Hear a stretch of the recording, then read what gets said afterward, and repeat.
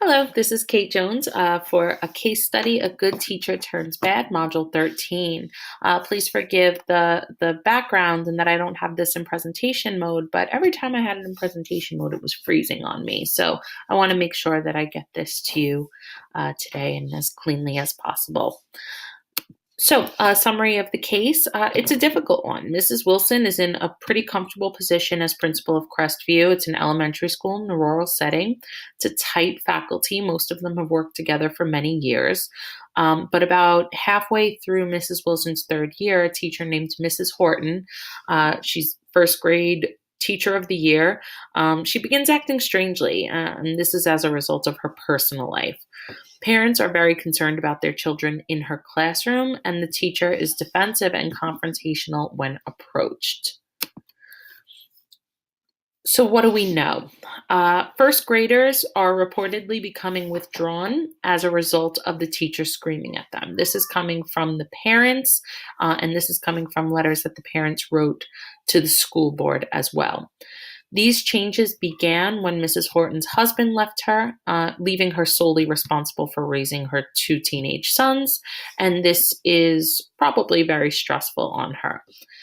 She's arguing with other teachers. She's not as friendly as she used to be, but also she's arguing about this new reading program that most people are in high support of, and she seems to disagree with. She is ignoring notes and meeting requests from parents, and the big problem is that she's not acting this way as obviously in front of the principal. So when the principal visits the classroom or walks by the classroom, her anger seems to be in check. So the principal can't actually prove that this is happening. However, the principal does see that there is a significant change in her attitude. And a big part of this problem is that before all this, she was an excellent teacher. So it's not like you can say that this is a problem case with a problem person. It is a very special case. What do we need to know? There's a lot of things I think we need to know. Is the screaming and yelling happening as consistently as the parents say? Are there more issues specifically with the children? I tend to believe, based on the case study, that the screaming and yelling is happening as consistently, but I still think that it's something that needs to be further investigated. Another problem or another concern is going to be, is there a teachers union? What are we allowed to do as a principal in this situation? Is a temporary removal from the classroom allowed? Can it happen? Is it necessary at this point? Those are things that need to be considered, and I think that if there's a union or a contract in place, that we would need to look at that. Is this affecting the children's learning? It seems to be, but we need to dig deeper, look at test results from the prior year, and double check to see if this is really affecting the children's learning. Finding out why she doesn't like the new reading program. Is it based on actual pedagogy, or is it based on the fact that she doesn't want to do the new work? To me, it seems as if she doesn't want to do the new work. She seems overly stressed at this moment, but I think that that's worth having a conversation about. And finally, is Mrs. Horton so consumed with her home life that she isn't prepping for conferences and lessons? I think that this is the real crux of the issue. She's clearly angry. She's clearly stressed out. But is this anger and stress leading her to not preparing properly for being a teacher and doing her job the right way? The problem. The problem, Mrs. Horton is, by all accounts, before this time period, a good teacher, but she has become angry, hostile, and resentful toward her students, parents, and colleagues. This seems to be resulting from her personal life. Parents want their children out of her classroom. The principal sees that this is happening, but has not seen it in the classroom, but has to address it. The problem is, can Mrs. Horton remain a classroom teacher if she is not teaching effectively and is abusive toward her students and colleagues? Also, what do we do with the children who want a new teacher? My thought is that the problem is that she was not a bad teacher and that we need to find a way to help her, but also we need to remove her from these children. We can't switch all of the children out of her class. I believe that the better solution might be to switch Mrs. Horton for the time being to a different class. So, what's the plan of action? Once the parent leaves, once Julie's father leaves, Mrs. Wilson needs to have an immediate meeting with Mrs. Horton explaining that this is unacceptable, that her treatment of the students and parents are unacceptable, that we have observed negative behaviors already. Based on this meeting, it might be necessary to ask Mrs. Horton to go home for the day and then have a new meeting the next day.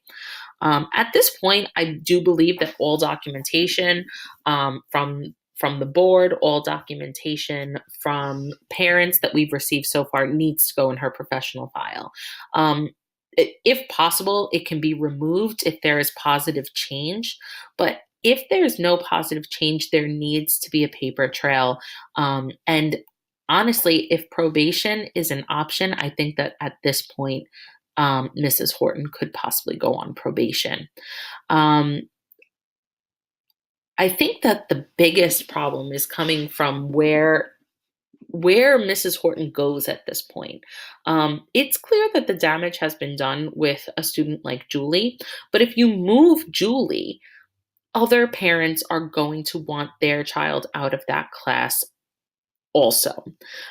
So I think that it might be worthwhile to move Mrs. Horton instead of moving the kids. Move her to a different classroom. I think that she could benefit possibly from being in an ICT classroom with 2 teachers rather than having to shuffle the students around, or rather than moving a student into Mrs. Horton's class. Maybe if she had the help of another teacher in an ICT classroom, that could kind of alleviate some of her stress. I believe that we would need to do continued observations and walkthroughs of Mrs. Horton's classroom, and also ask how the school can help Mrs. Horton during this difficult time. I don't know if it's allowed to suggest counseling, but I think that could benefit Mrs. Horton. And I also think professional development on the new reading program should be offered as well. Honesty has to happen here. Mrs. Horton must be honest about her current situation, must talk to Mrs. Wilson, and really has to show that she is on board. At the end of the day, if she is not on board, how can she continue working in this situation? She is not appropriately teaching the students. However, if there is a union, you probably need to bring representation in, so maybe the conversation has to be put off. All correspondence should continue to go into the file, and if probation is an option, that might need to happen as early as this next day. Again, as I said, parents talk, so I think bringing in teaching aides or teaching assistants or moving the teacher to a different setting may be the answer. I believe it said there were 18 teachers, that it's a small rural school, so it does seem as if there are multiple first grade classrooms. Possibly switching the teachers out, hoping for a better experience, could be an option. I don't know what's allowed in terms of asking a teacher if she wants us to go for counseling or to help her in any way, but insisting that this behavior is unacceptable, and telling her that if she wants to continue teaching, that might be something she has to address. Finally, at the end of this year, maybe, if there is no improvement, the teacher must at least be put on probation and possibly be removed from the classroom. Resolve all issues based on promoting the success of all students. As she is right now, Mrs. Horton is not effectively teaching her students as they are afraid of her outbursts.